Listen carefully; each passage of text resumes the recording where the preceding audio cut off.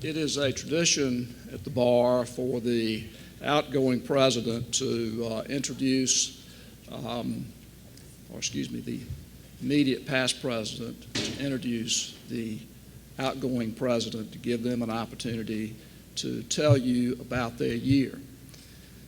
And I'd like to just say that last year, when we were sitting at dinner, I was telling Patrise how happy I was to be turning over the reins of authority to her. And I can tell you that I speak to you this morning from the halcyon position of being a past president, and the only thing that will be more halcyon than that will be being a past president. And Patrise just looked at me and said, well, I just can't understand how you can feel that way. And so I talked to Patrise and Doug last night, and I have converted them to my position that it is a worthwhile service to the legal profession. It's good that the term is only 1 year.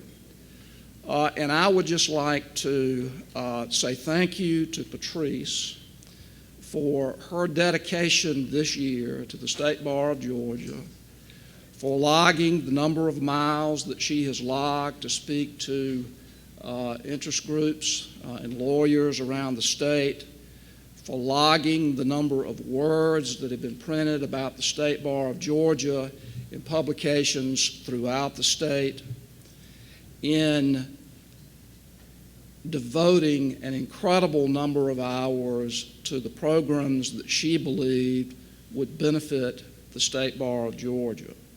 So congratulations on a good year. Congratulations on accepting the position of immediate past president, which means you get to come and get free drinks at the bar meetings. But thank you for your hard work, and congratulations, and glad to hear what you're going to say today. Thank you very much.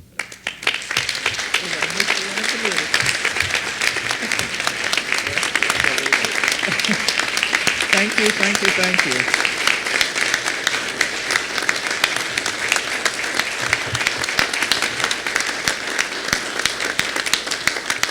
Thank you, guys.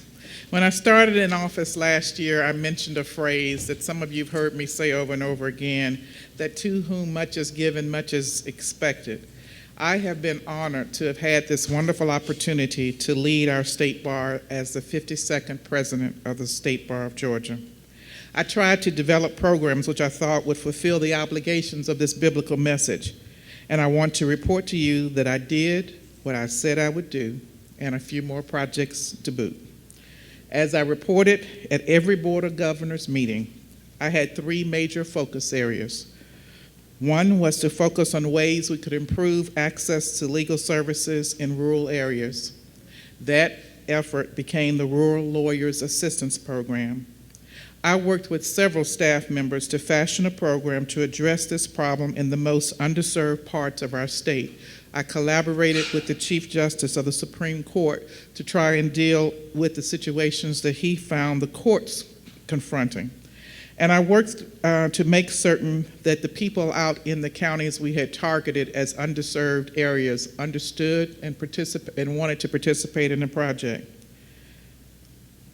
Mostly from my journeys there, I found out how committed and proud the commissioners were of their county, and how appreciative they were of the fact that the State Bar wanted to help.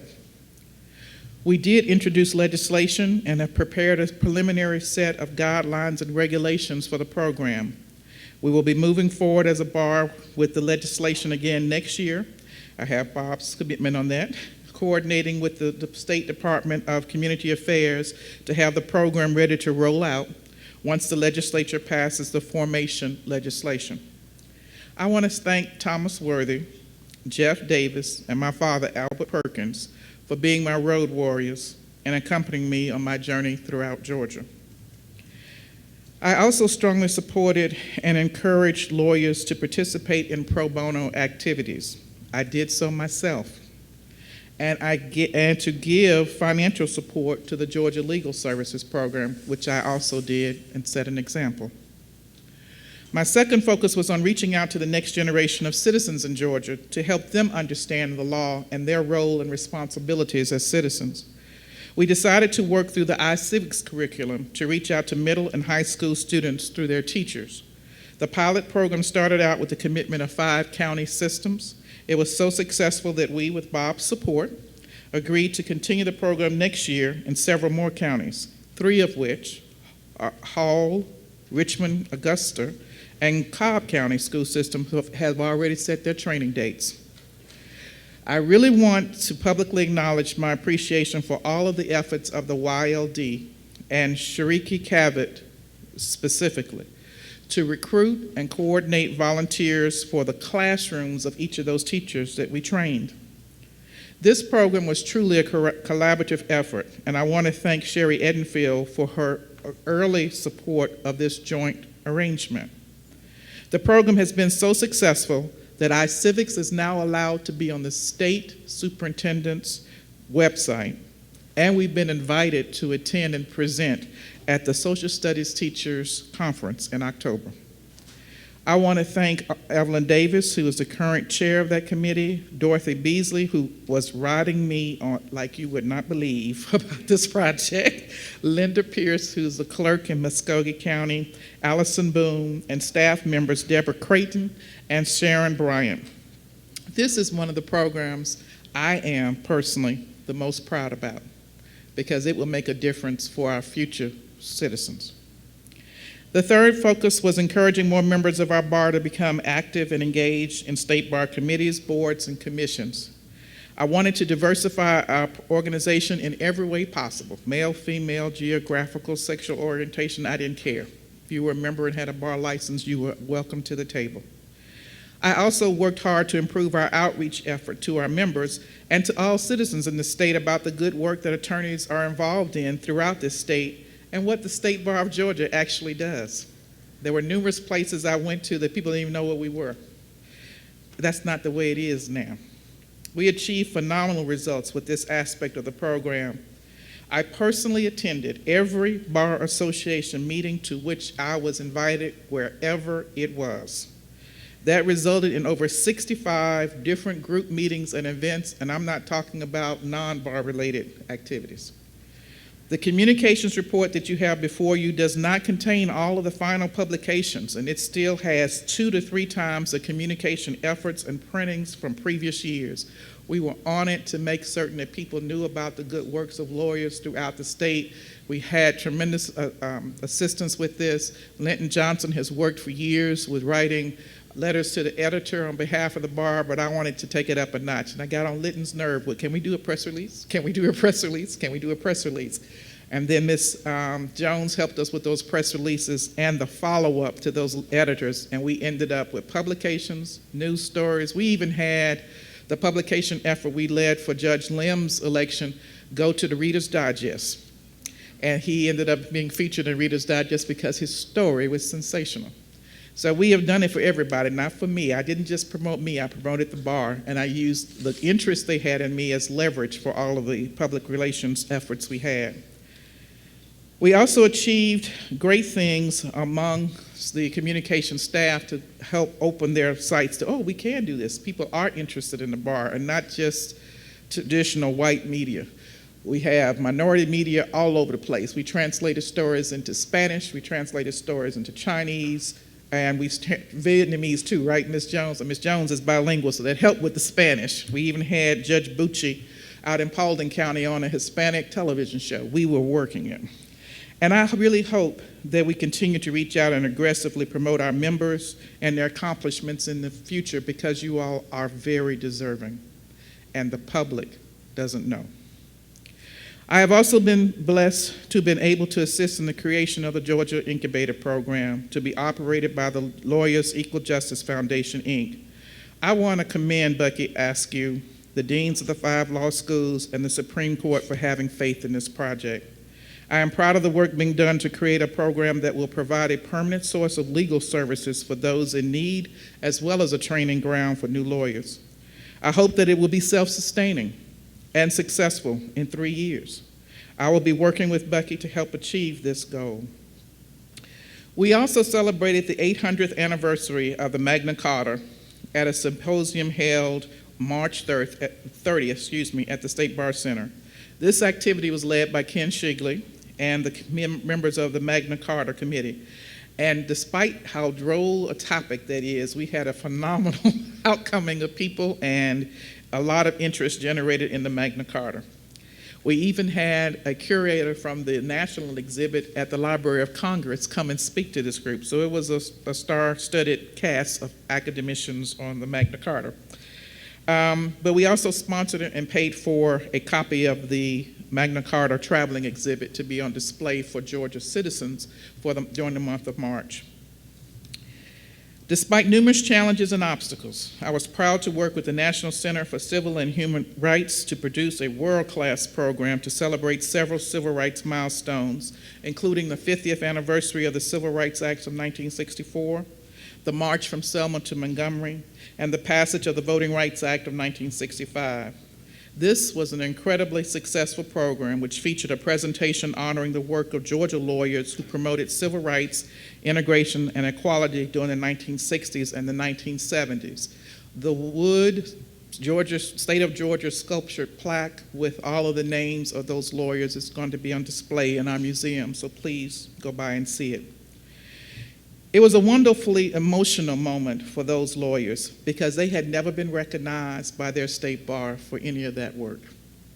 And they are people like Miles Alexander, Emmett Bondurant, people like Johnny Clark and Elberton, people throughout the state of every race, color, and in some cases, religion. We didn't have nationality. They were basically black and white, but they were Jewish and Protestants and Catholics.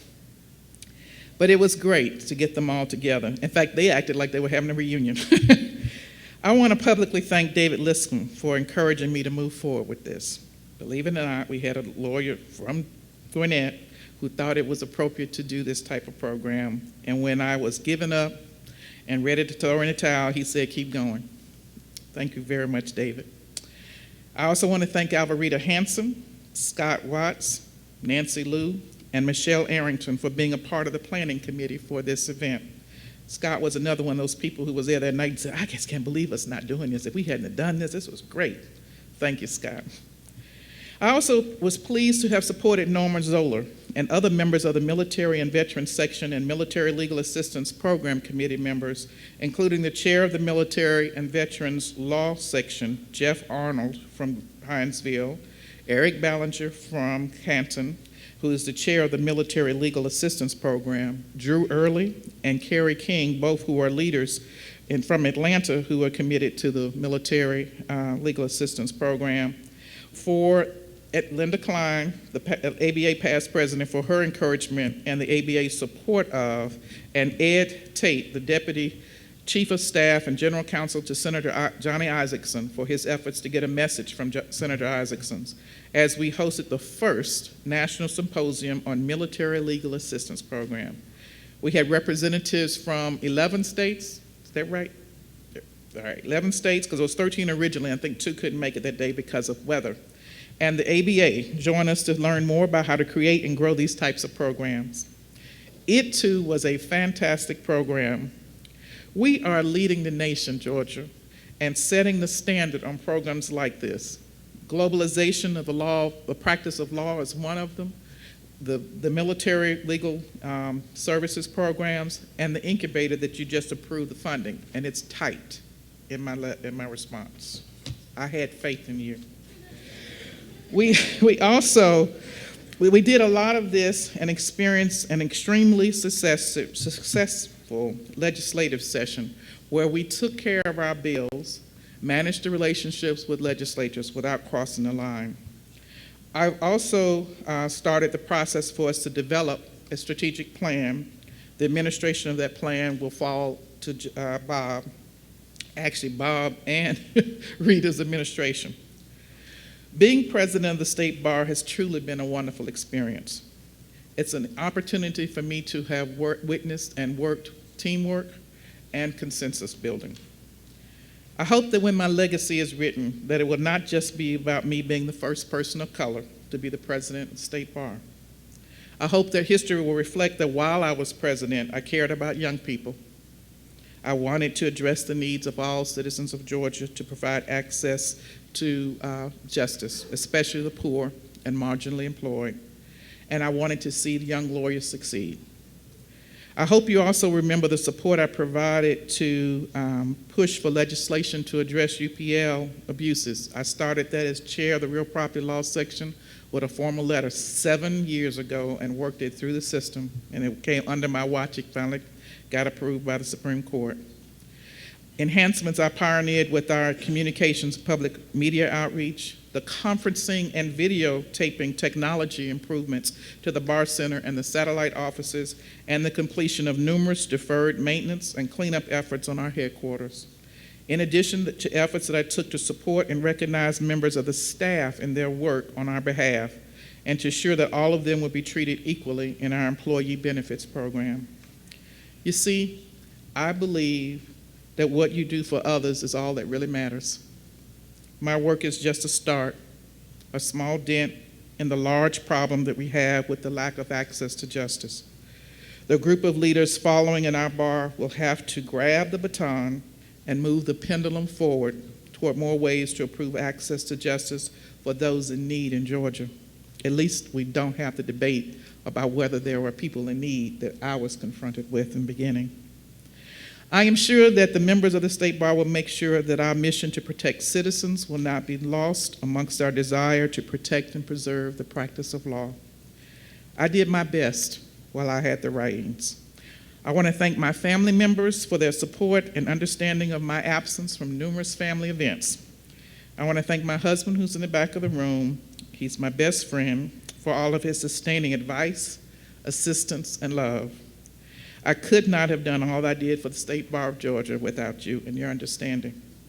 My sister Denise Perkins Griffith is there.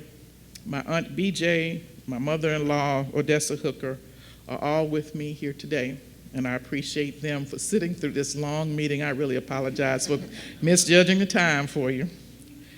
I also want to thank all of you. You gave me the opportunity. You stood behind me. In every program that I implemented, you voted in favor of. Many of you personally went out of your way to help me in ways that are too numerous to mention. But I thank you for all of that support. It was definitely needed and tremendously appreciated. I want to thank you for the experience of a lifetime. Bob, I'm going to leave the mantle of leadership to you. I know that you will do well. Thank you.